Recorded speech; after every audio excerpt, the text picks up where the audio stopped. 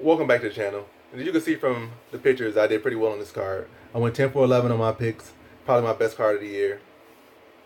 I had a perfect main card as far as who I picked to win, like the fighter I picked, and the fights played out how I thought they would play out. I thought Anders would be too green, and I thought Machida was faded, but he still hadn't faded to the point where he would lose to anybody that's not elite. He still is good enough to beat people that aren't elite. It won't be top 10, top 5 people. Like they're top 10, top 5, they could beat him. But top 15 and outside of that, I don't see people like those beat him just yet. Maybe in 2 more years he'll lose those people. And I thought Anders, he is a good prospect, but he was too green. They hadn't fought anybody on Machida's caliber.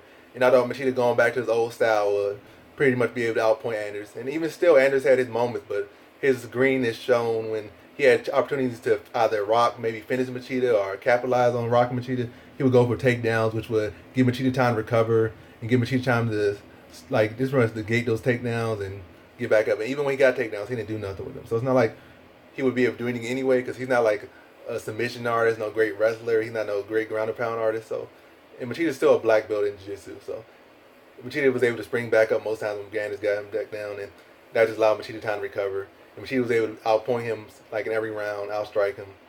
Maybe Anders landed the heavier strikes, but Machida landed the smarter strikes and controlled and dictated the fight. So Machida did what he had to do. And then in the co-main event, Valentina did what she had to do. I predicted second round TKO, which it should have been. Yamasaki let the fight go on too long, but Valentina was still able to get the second round sub. So it wasn't perfect, but it still was pretty much how I predicted the fight to go. I think the other chick was out of her league, beyond out of her league. Valentina being pretty much top 5 at least pound for pound as far as women go in MMA. And the other chick just not really been in her league or even close to her. It was kind of just the easiest pick of probably the year, really.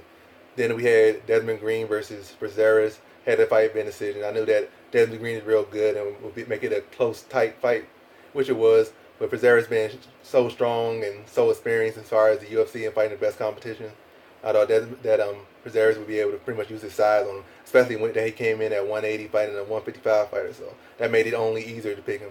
And still the fight was back and forth. Look, neither fighter showed himself bad, except as far as Brazeras making weight, showed himself looking bad. But Desmond Green put on a good performance and held a good account for himself. So that was a good performance, and I think Desmond Green will rebound well and pretty much be a good in the weight class now. Potentially could be a top 15, top 10 fighter, and maybe even further in the near future. So good performance by both fighters, and not the best weight cutting or best image for Brazeras for not making weight.